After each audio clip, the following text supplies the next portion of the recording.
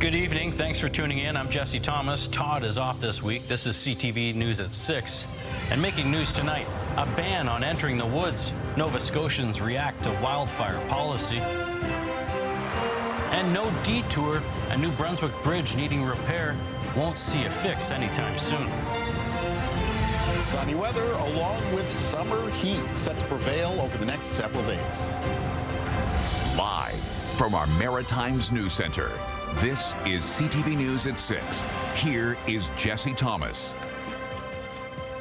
Good evening. Air Canada flight attendants have voted overwhelmingly to strike, but bargaining talks are set to resume as CTV's Vanessa Wright reports maritime travelers are bracing for some summer travel disruptions. As word spreads about a potential strike among Air Canada flight attendants, travelers are watching closely at a situation that can change plans quickly. A lot of people are going to be pretty upset about it. I know somebody in particular who has flights booked to Europe in the not too distant future. Flights are already paid for, and she and her daughter are not very happy at this news. Just yesterday, the union representing about 10,000 Air Canada and Air Canada Rouge flight attendants announced nearly 100% of them voted in favor of a strike mandate. After being locked into what they called an outdated contract with the airline, the union has a long list of things they want renegotiated, including wages, pension, and working conditions. We were having discussions on that, but the discussions just weren't coming to fruition with an agreement. So we felt we needed to move through the process, and this was the next stage. He says flight attendants also want to see unpaid labor addressed, claiming employees routinely work for free, doing things like boarding, deplaning, and pre-flight security checks. It takes longer to do our job, but there's no compensation for that. There's no recognition for that. And a lot of that time is actually deemed our crew rest. So that's I think the big point here is we need to get that kind of stuff fixed. CTV News reached out to Air Canada for comment, but did not hear back by deadline. Meanwhile, the union says their only desire is to reach a deal and avoid disruptions for travelers, many of which want the same thing. None of us want to see attendants going on a strike so that the travel will be disrupted. They're striking for a reason, so I guess they need to be compensated properly. So if they feel that they deserve more, then they should get more money. It's too disruptive. There should be a way to come to a compromise over the table, I think. Now, Air Canada has stated they are committed to the bargaining process as both parties get set to meet again on Friday. But the union says they'll be looking for two main things to be addressed, and that is unpaid work and wages. Without that, they say flight attendants are prepared to strike. Jesse. Vanessa Wright reporting from Halifax Stanfield International tonight. Now, Nova Scotia's ban on entering the woods is drawing mixed reactions from support to confusion and even COVID flashbacks. At the heart of it, it's safety and keeping the province from becoming the next wildfire hotspot. CTV's Callum Smith has more. For a symbol of how dry it's been, look no further than Sullivan's Pond, a sight some have never seen. Never like this. It's just incredible. Martin Usher says the provincial ban keeping people out of the woods is well worthwhile. The risk is too high. All you have to do is look around at the rest of the country. Like BC, where Barry Sparks is visiting from. We know that up near Nanaimo there's an evacuation order there for some people inside the interior of the island, but it's still dry and not very nice. The dry spell prompting the province to take the drastic step to ban all woods activities. Now, the ban means some federal, provincial, or municipal parks are either partially or fully closed, like as an example, Fort Needham Park here behind me. The playground is open, but the wooded area is off limits. Halifax Fire says the conditions are particularly challenging this season. Typically, earlier in the spring, we will respond to bulge mark fires or grass fires more frequently than we do this time of year, but because of our drought conditions, we're seeing an increase in those types of calls. But the sweeping measures have prompted some questions. Confusion, worried about work as a landscaper.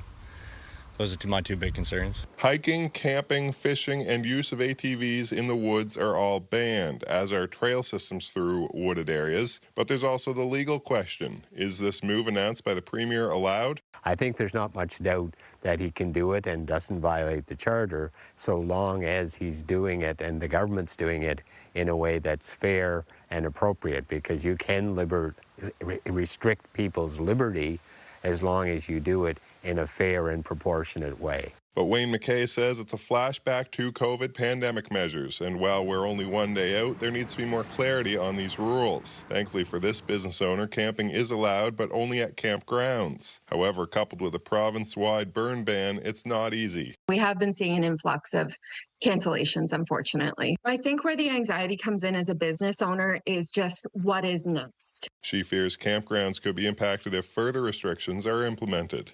Callum Smith, CTV News, Halifax. All right, this story is getting a lot of attention, and it's also the topic for tonight's CTV web poll. We are asking to hear from you. How do you feel about restrictions on Nova Scotia activities in the woods to prevent wildfires? You have three options. It's fair given the dry conditions, or it's too heavy-handed, or it doesn't affect me. You can go to ctvnewsatlantic.ca to weigh in. All right, let's take a look outside. It's been wall-to-wall sunshine. This is Truro right now, where it's 22 degrees. Let's get our first look at the weather with Kalen. He's in the Weather Center. Hey, Kellen. Hey there, Jesse, and it is going to be a warm summer evening across the region. We have temperatures right now that for many areas are sitting around the low to mid-20s. A few locations a little bit warmer than that, including around Ketchum-Cushik Park in the southwest of Nova Scotia. Weather station there reporting 27 degrees at this hour. We've got some 26s as well for parts of New Brunswick, including around Woodstock, up around Doketown, Miramichi, Bathurst, and Charlotte. Taking a look at things on our satellite picture, though, there's not a lot to show you as far as cloud cover goes. It's going to be a very clear night for the Maritime region as an area of high pressure is in place, and that means it is going to be a good night for maybe some night sky viewing. We'll take a look at a few things you could see in a moment. One of the things a little bit more absent today, that haze is produced from smoke from the Western Canadian wildfires. That looks like it's going to last into tomorrow for most of the region. There might be a little bit of thin high haze. It dips down towards eastern areas of New Brunswick, Prince Edward Island, and the east of Nova Scotia on Thursday. Maybe a little bit more of a returning thin high haze for parts of the Maritimes for the upcoming weekend. Back to that night sky picture, though. It's a waxing gibbous moon tonight, 92% illuminated. You can spot that above the southern horizon between around 10 and 10:30 p.m. The planet Saturn will be rising late this evening. You can look for it above the eastern horizon by around midnight. Perseids meteor shower is still active. Remember, the peak for that is predicted to be August 12th and 13th. It tends to be one of the better shows for meteor showers of the year, and the radiant point will be high above the northeastern horizon after midnight. Jesse. Great, thanks for that, Kalen. We'll see you back here for the full forecast in around 15 minutes. Now, on the website, we have a story of a 34-year-old woman charged after allegedly trying to abduct 2 children in St. John. You can read that story and more at ctvnewsatlantic.ca. And heavy vehicles can no longer cross a small bridge in rural New Brunswick. While the structure does remain open, residents in the area say the restrictions is causing a major safety concern. CTV's Derek Haggett explains. The Peck's Cove Bridge is tucked away in the southeast corner of New Brunswick, and it's seen better days. The province has restricted its weight load by over half due to its deteriorating condition. That means, in case of an emergency, some fire trucks wouldn't be able to get to the people who live on the other side. So if a fire does start here, that is our only route in or out. If the bridge fails, what are we to do? No detour is currently in place, but the province says it has reached out to the local fire department to discuss how emergency vehicles could get to the homes in the area. That's a major concern to people who live on the other side of the bridge. We do have our own plan for fire suppression. It's not perfect, but at least it's something to alleviate fears. The mayor says the municipality asked the province for an ongoing fire ban in the Rockport area, but says that request was denied. Residents here worry about structural and forest fires. And if you look at Nova Scotia, the same thing's happening there. It's tinder dry. There's been no rain. It's drier than you crunch through the woods. Everything is crisp and dry. And you understand what Nova Scotia just did, I heard on the news. Well, it's not far behind. It's no different here. The province says a tender for repairs or replacement should come by 2028, although they are reviewing options to make it earlier. Fire service that's obviously something you need. Your insurance wants you to have it, obviously. So insurance rates are going to skyrocket for people that live down here. This project remains in the planning stage, so the magnitude of the work and an estimated cost are not yet known. Derek Haggett, CTV News, near Rockport, New Brunswick. Get the Maritimes' top stories, breaking news alerts, and watch live. Download the CTV News app. And a man and his dog escaped unharmed during an early morning house fire in the Annapolis Valley. The fire happened before 5 a.m. on Highland Avenue in New Minas. When fire crews arrived, the single-story home was fully engulfed, as you see, and flames were shooting out the rooftop. The only occupant, a 68-year-old man, escaped the blaze with his dog. They weren't injured. The home is a total loss. The cause remains under investigation. As the number of the people in the Halifax area continues to grow, it's putting increasing strain on the transportation system, slowing the movement of people and goods throughout the region. The government has announced now a long-term plan, hoping to get ahead this year. CTV's Emma Comby has that story.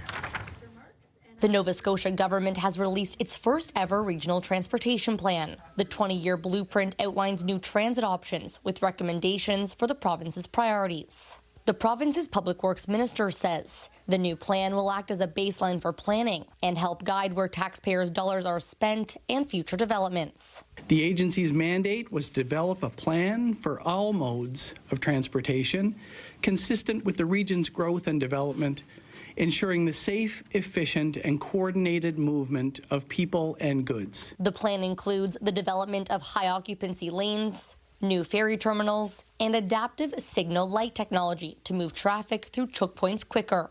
It also highlights developing options for the McKay Bridge to address bottlenecks, start the design of a Highway 102 corridor, and complete a feasibility study on passenger rail service. Some of the things that have been identified that are not, high cost, they can be implemented very quick. But as you can see in this plan, a lot of these things are going to be in the low millions to the potential billions of dollars, and we will have to work through that as we move forward. The plan lays out a long-term strategy to manage transportation options alongside a growing population. It focuses on Halifax and their surrounding 100-kilometer area, home to 63% of Nova Scotia's total population. People are concerned about the endless tails of congestion getting in and out of the city, and we need major investment in bus rapid transit. We have known this for over a decade. And, the minister's comments, the government's response reads like a someday wish list of things that we might do that will actually help us move people around. Late today, Halifax Mayor Andy Fillmore told CTV News in a statement, the plan is well researched and points to necessary improvements to better tackle and manage the growing congestion. One thing the plan points out is that transportation is the second highest expense for Nova Scotia households, on average costing $11,000 each year. Jesse. Thanks, Emma. Emma Comby reporting live in Halifax's North End tonight. And just a heads up, we will have questions for Premier Tim Houston later on in the show about this issue. Now, a long-standing cross-border tradition between St. Stephen's and Calais, Maine, is making a return tonight amid strained relations between both countries. CTV's Nick Moore is at the border to tee it up for us. Hey, Nick. Well, good evening, Jesse. I'm here tonight along the St. Croix River in front of the Ferry Point International Bridge connecting St. Stephen and Calais, where in just a short time, a group of people from each side of the border will meet at the international boundary line on the bridge. They will sing the national anthems to both countries. They will exchange flags. They will hug. They will shake hands. It is all part of an event titled Hands Across the Border, and it will serve as the official opening to the 2025 International Homecoming Festival. The opening event, which includes a traditional handshake between the mayors of St. Stephen and Calais, has kicked off the festival since 1974. It was not held in 2020 or 2021 due to COVID-19, and we're showing you video right now from the event's return in 2022. This year, of course, is different as well, with the ongoing trade war straining relations tensions between both countries, but people on both sides of the border here felt strongly that this event, this festival, must go on. In fact, late this afternoon, we received confirmation that the St. Stephen's side of the International Parade on Saturday will go ahead following an 11th hour surge in people signing up. The theme for this year's festival is We Hug It Out, and it runs until Sunday. The event here tonight on the bridge, it will get underway at the top of the hour. Jesse. All right, thanks for that, Nick. And Nick will have a full report from the Handshake event tonight on our 11:30 news. And still to come, a clear and mild night ahead for the Maritimes. Kalen returns with his full forecast, but next, American tourism drops dramatically. Much of that driven by Canadians who have pulled back significantly on their travel. It's a huge economic loss for the country. New numbers show just how many international tourists are staying away from U.S. destinations. That story's coming up next.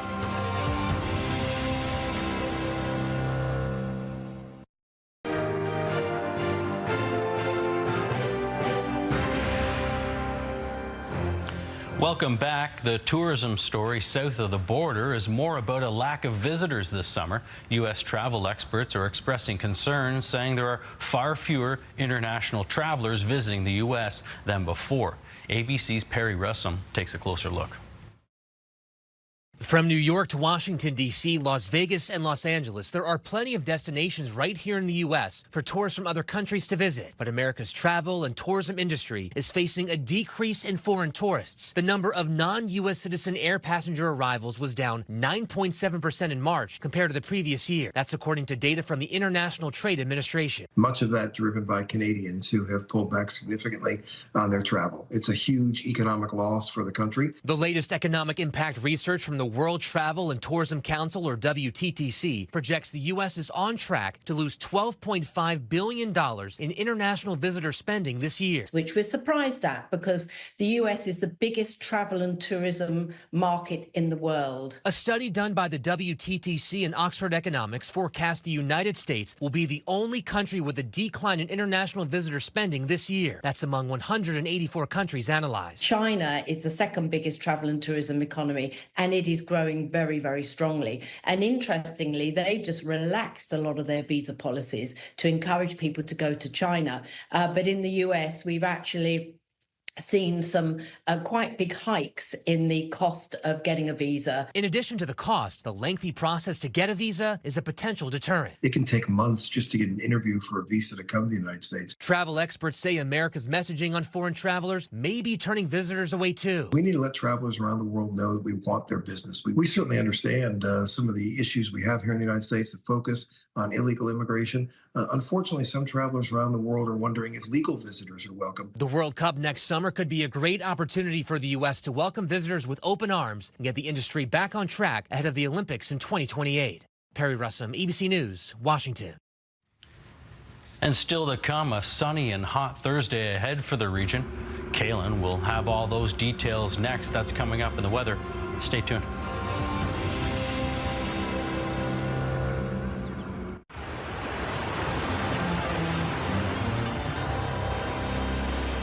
And this place looks familiar, a calm scene along the rocky shoreline at Herring Cove. You definitely need your sunscreen and sunglasses with this kind of weather. It's good for patios and beachgoers, Kalen, but maybe not so good for the forest. And I think maybe a lot of people at this point, they maybe welcome a few rainy days. Yeah, and there's not a lot in the extended forecast, which we're going to see in a moment. We'll get back to that forecast here in the Maritimes, but I do want to update you on the situation going on as far as tropical developments in the Atlantic go.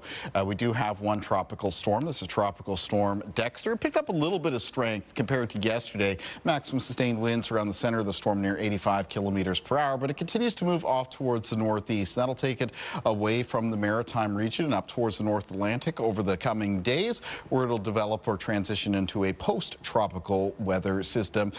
You know, of course, these type of weather systems, they come directly into the Maritimes. They bring us inclement weather and come in with a lot of issues. Could have used some of the rain or some of the moisture surrounding that storm system, though.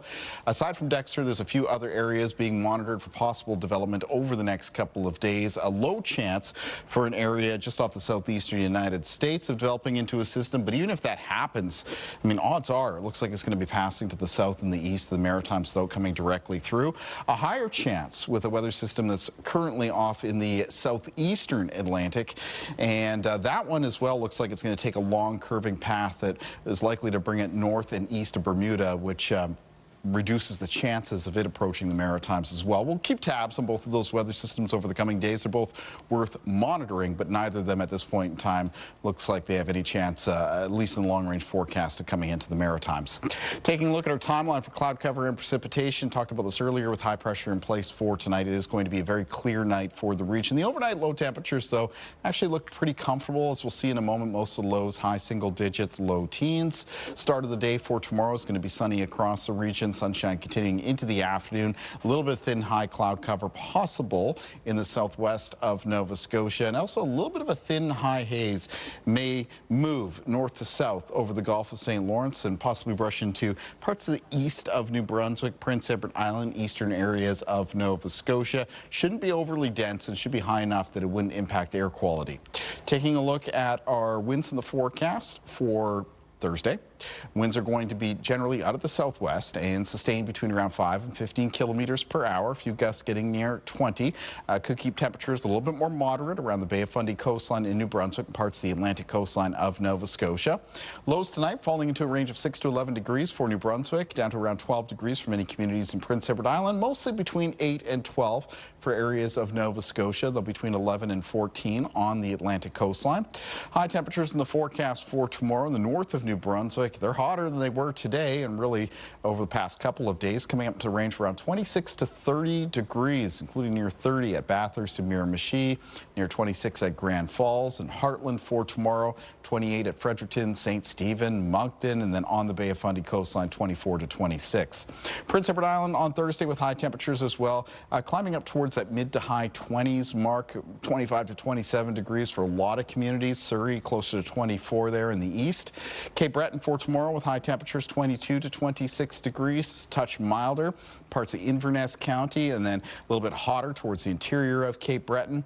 22 to 26 for eastern parts of mainland Nova Scotia, with northern and central parts of the province with high temperatures mostly around the mid-20s as well.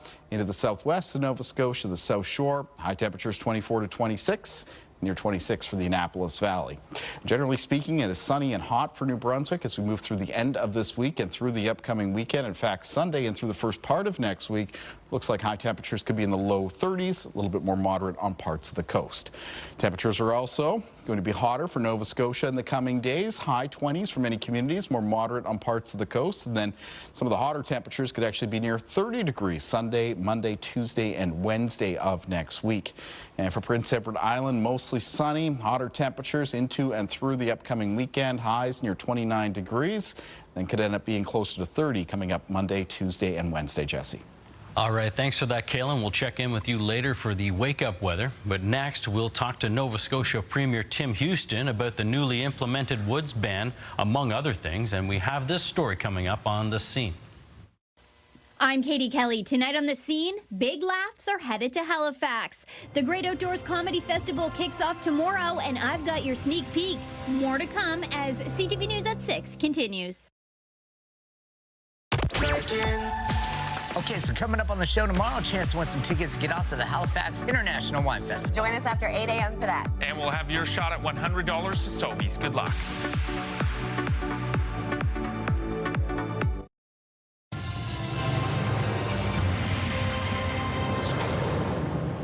Yesterday, Nova Scotia brought in some strict new wildfire restrictions due to the ongoing hot and dry weather, which is banning people from entering the woods to do things like camp outside designated areas or hike, fish, or even ride ATVs.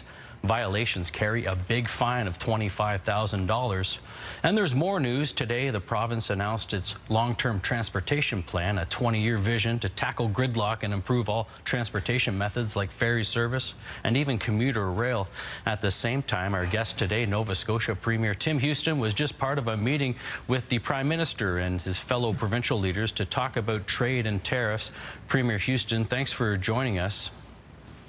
We appreciate your time. Happy to be here. Thanks for having me, Jesse.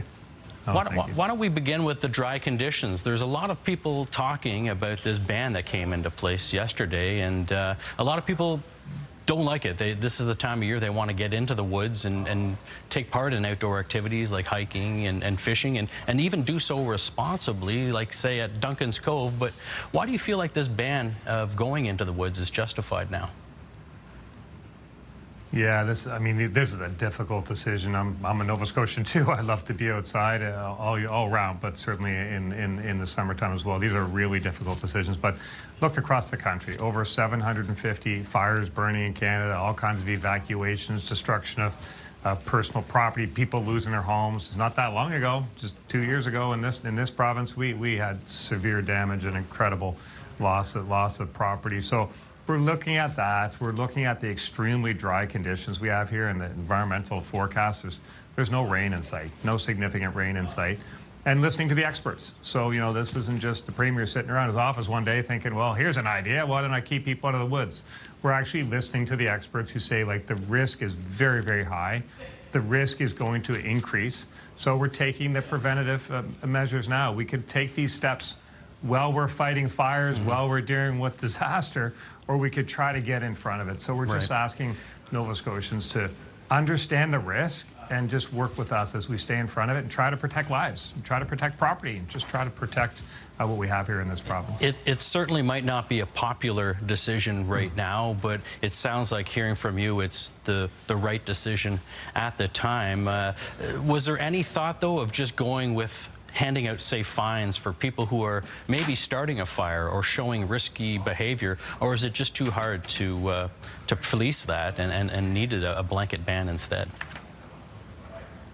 Well, I think a lot of the time, you know, some of these things are accidental. You know, we had fires last week that were, it was actually, the fires started 2 days after somebody had a campfire which they extinguished, but because it was so dry and it wasn't fully extinguished and the fire had traveled down into the root system and it popped up elsewhere. So, you know, even people, you don't have to be malicious. It can just be just a mistake, right? So we're just trying to protect our province and really, you know, staying out of the woods, it sucks. It really does. But, you know, losing a bunch of houses to a fire, that sucks even more. So it's just the hand we're dealt right now.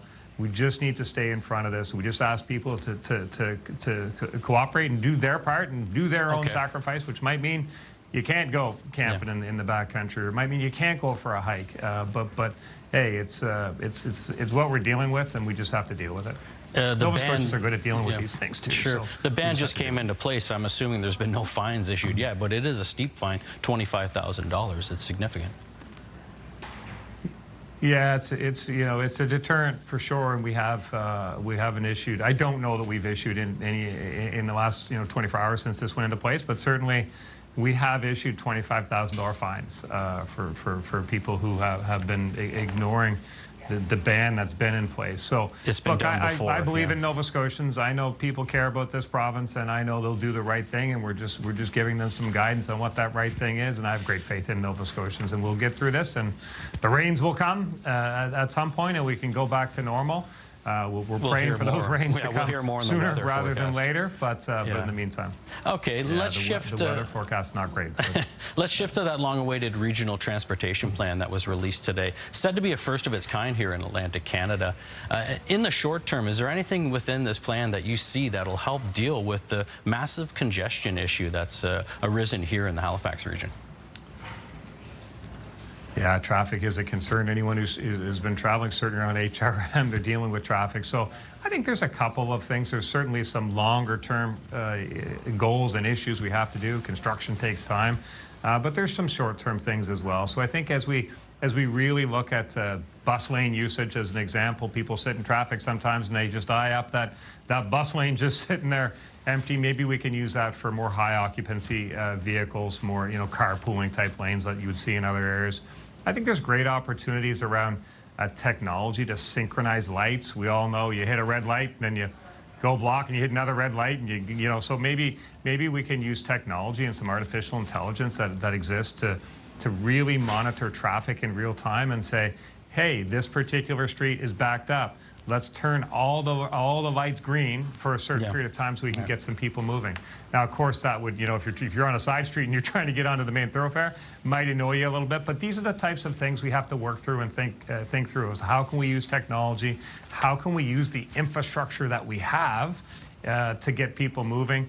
Well, we build new infrastructure, and we're committed to building that new infrastructure too. But to everyone sitting in traffic, I feel your pain too. We all feel it, and we know we need to do things, and that's the steps we're going to take. To the virtual meeting with the Prime Minister and the Premiers this afternoon, what came out of that meeting? Is there anything you can share with our viewers? Yeah, so I think, one thing, it was mainly tariff focus for sure, and I have great faith in the Prime Minister and the team that are there representing us at the table. There is still active negotiations. Everybody had kind of hoped for a deal for August 1st, but we can't accept a bad deal just for the sake of getting a deal. We need to do what's right for the country, and I have great faith in the team that's there.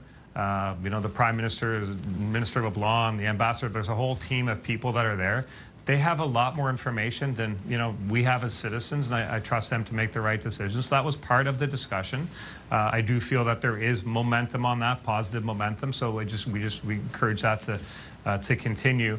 And then at the same time, what is within our control, and that's the infrastructure projects, the nation building projects. We have a great one here from Nova Scotia with our offshore wind, our Wind West, and collectively across the Atlantic region, the Eastern Energy Partnership to move, to transmit the energy to markets and stuff. So these are great opportunities for our region and certainly for Nova Scotia. So we're excited about what's possible in the nation building program, project possibilities. So that's the nature of the discussion. I appreciated the discussion. They'll continue, the Prime Minister wanted to keep the Premiers up to date on what was happening.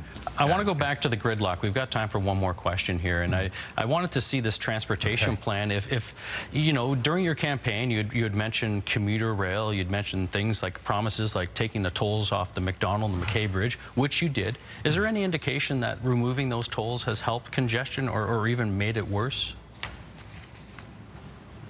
Well, I would say that, when that was first announced, I had a lot of feedback from people in different parts of the province specifically. Why are you taking the tolls off those bridges? And I used to say, look, there's over 3,000 bridges in the province that are free and 2 that aren't, and now they're all free. But I mean, now the feedback I'm getting an incredible amount of feedback on people just saying that their journey was a little smoother is one part of it. I do think it's moving traffic better.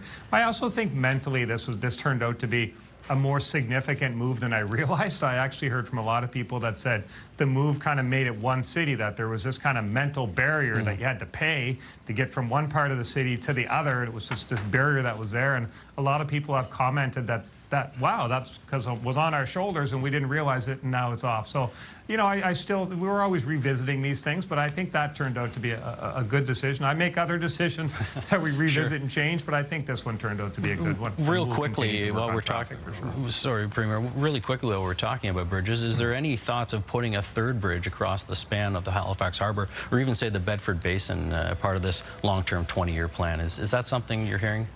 Yeah, I think that. Yeah, that's under review for sure. I mean, certainly the bridges we have, we look at the age of them. So do they need to be replaced? Do we need to replace it bigger? Do we need to replace it with another bridge? But I think certainly the crossings across the harbour are part of the longer-term review that's taking place. No question about that. All right. Thank you, Premier Houston. We'll have to leave it there for time, but let's pick up this conversation again sometime soon. Thanks for joining us. Thanks for having me. Appreciate it. All right, that's Premier Tim Houston speaking to us today from his office in downtown Halifax. We've got more news on the way. Stay with us.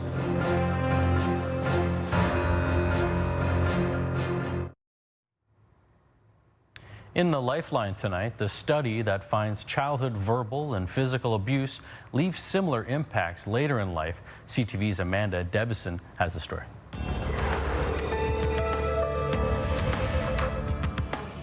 Cruel words can leave a mark on a child and may have as much of an impact as physical abuse. That's according to new research published in the journal BMJ Open. The study found people who experienced physical abuse as a child were at a 50% increased risk of reporting low mental health in adulthood compared with those with no abuse. Those who experienced verbal abuse had a 60% increase in the likelihood of low well-being. Researchers analyzed data from more than 20,000 adults across 7 different studies in England and Wales. Experts say there has been a rise in verbal abuse across the world, but a decline in physical abuse, which highlights a need to raise awareness around the impact of spoken abuse. 9 people are in hospital with salmonella after eating various brands of pistachios and Dubai chocolate.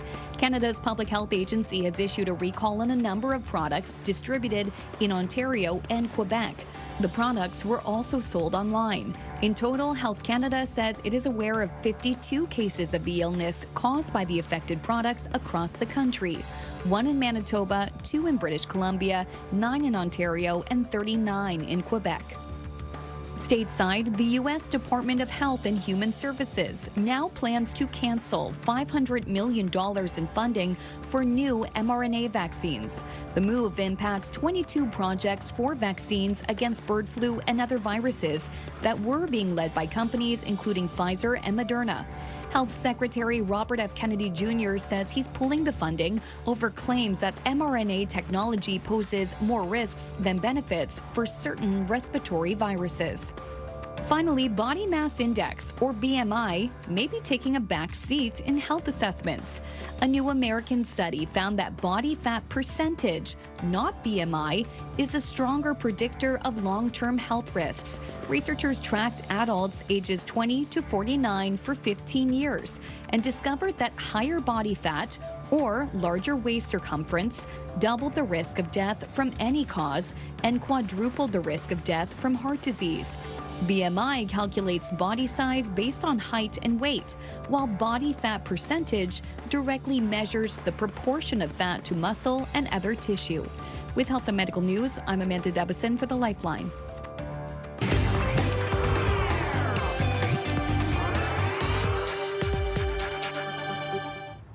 All right, it's the Wednesday night edition of The Scene with Katie Kelly, and here you are. We're here. Festival season has been hot. I know you've been to a lot of festivals, and the season continues? It sure does, Jesse. So another big one starts tomorrow, bringing some comedy superstars to the region. Crews are hard at work in Halifax today. We're at the Garrison Grounds here at Citadel Hill, getting ready for the Great Outdoors Comedy Festival. Thursday's opening night will start strong. We kick things off on Thursday with Aziz Ansari, Mateo Lane, 2 superstars. You'll know Aziz Ansari from Parks and Rec, Master of None, and a long list of stand-up specials. He's an Emmy winner, a best-selling author, and now he's kicking off the Great Outdoors Comedy Festival. It's my first time in Halifax, I think, yeah, and I'm excited to be there. At the festival, I hear it's a beautiful outdoor venue. I love doing outdoor shows like that. Aziz says this show taps into a new chapter in his life. I just got married and all this stuff, so I'm talking about being married and we're trying to have kids and all this kind of stuff and all the headaches that comes with trying. This marks the 3rd year of the Great Outdoors Comedy Festival in Halifax, with a jam-packed 4 days ahead. We got Tony Hinchcliffe and the Killers That Kill Tony on Friday. Saturday, we got 2 shows. So in the afternoon, during our matinee, we've got Jeff Arcuri doing a headline performance. And then in the evening, we've got Miss Pat, Whitney Cummings, and Bert the Machine Kreischer. So great way to, that's an action-packed Saturday. That's a festival in itself on Saturday. But the action still continues on Sunday. We've got John Mulaney, Fred Armisen, Nick Kroll, Mike Birbiglia. I mean, live comedy's the best. I mean, it's so cool to just travel around and see how much people are into coming out and seeing stand-up these days. So I'm excited to come do it in Halifax. We're excited to welcome Halifax and all the visitors from all around the region to this amazing, amazing grounds and city, and just the comedy community here is amazing. So super looking forward to that. Wow, Yeah. great list of comedians. I know. Right? We're so lucky. This festival, you know, it's only 3 years deep, and it's brought us some big names. Such a great comedy scene here as it is locally, too. Mm-hmm. It's nice to see them mix with some big names. Yes, and speaking of which, we are going to speak to an East Coast comedian tomorrow. So tomorrow night, I'm going to be live from the festival grounds, bringing you all of the sights and scenes. So definitely stay tuned for that. Right on. Cool. Now to an epic case of the show must go on, right? Yeah, Jesse. So how Cape Breton came together in true maritime style to save the day for an iconic rock band.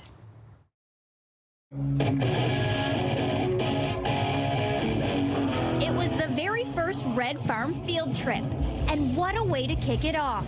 Sloan headlined Sunday night in Howie Centre, Nova Scotia. But just hours before showtime, a rock and roll curveball. My phone was blowing up. I had about 7 different people calling and texting me, asking if I have any gear on this list. Sloan made it to Cape Breton. We're here now. But their equipment did not. Enter Cape Breton Hospitality. Organizers put out a couple of calls. Sloan's gear didn't arrive. Do you have anything? And I was like, I have pretty much all of it. And within an hour, they had everything covered. I raced home. I packed a couple of bags full of guitar pedals and some guitars and straps and picks and strings and headed out to the farm. The band couldn't believe it, giving shout-outs mid-set to the crew and locals who saved the show. None of this stuff is ours. Most of the gear came from Stephen Campbell and Tony Ludi, who watched proudly from the crowd. Pretty cool, like growing up listening to them and then looking up on stage and they're playing your guitars and pedals and stuff. Yeah, so it was pretty cool. The result? An unforgettable show. Proof that in the Maritimes, we've got you covered.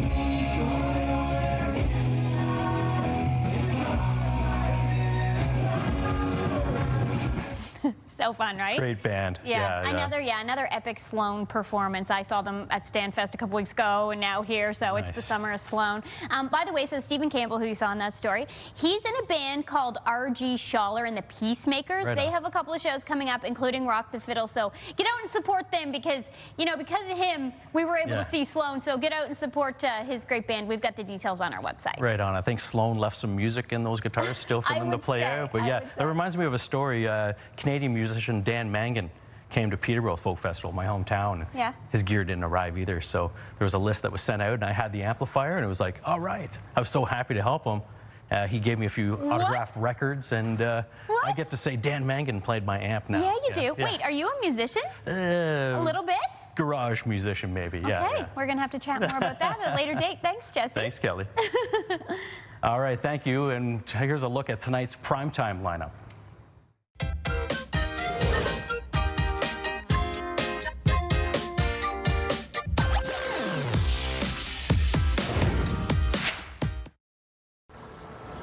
All right, Kayla Mitchell's back now out on the weather deck for a look at your wake-up weather. Hey, Kayla. Jesse, warm and breezy out here right now. Let's take a look at our viewer picture for tonight. It's coming in from beautiful Port Morion and Cape Breton, and it was sent in by Kyle Peterson. I want to thank Kyle very much for sharing the picture here. You can see that bright blue sky in the background. More days like that ahead. Port Morion for tomorrow, sunny.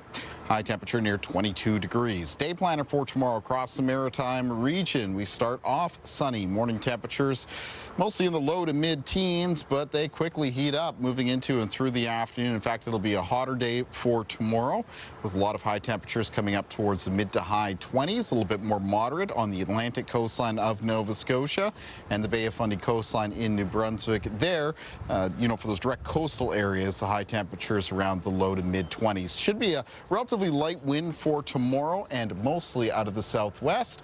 Let's find out what's coming up on CTV Morning Live. Thursday on CTV Morning Live, summer spending. We speak to certified financial planner Ava Kochinoff about how you can perfectly plan your budget this summer. News, weather, and more. It's everything you need. CTV Morning Live, Thursday. And finally tonight, some amazing pictures from a volcano eruption in Hawaii today. According to the U.S. Geological Survey, the eruption at Hawaii's Mount Kilauea started earlier this morning. This is the 30th eruption episode, they're saying, of 2025, with each cycle lasting between, get this, 13 hours and even 8 days. Located at Hawaii's Volcano National Park on Hawaii's Big Island, Kilauea is one of the world's most active volcanoes, intermittently erupting since December of 2024. It's a hot scene there. And that's it for us here tonight. That's our show. Thanks for tuning in. Another big news stories are going to be happening tonight. We've got more news here at 11:30, but this show runs again in a moment on CTV2. I'll be back for your late newscast at 11:30. We hope to see you again tomorrow. And again, if you want to see and catch up on any of these news stories, you can visit our website, ctvnewsatlantic.ca. We're always updating there. We'll see you again soon. Thanks for watching.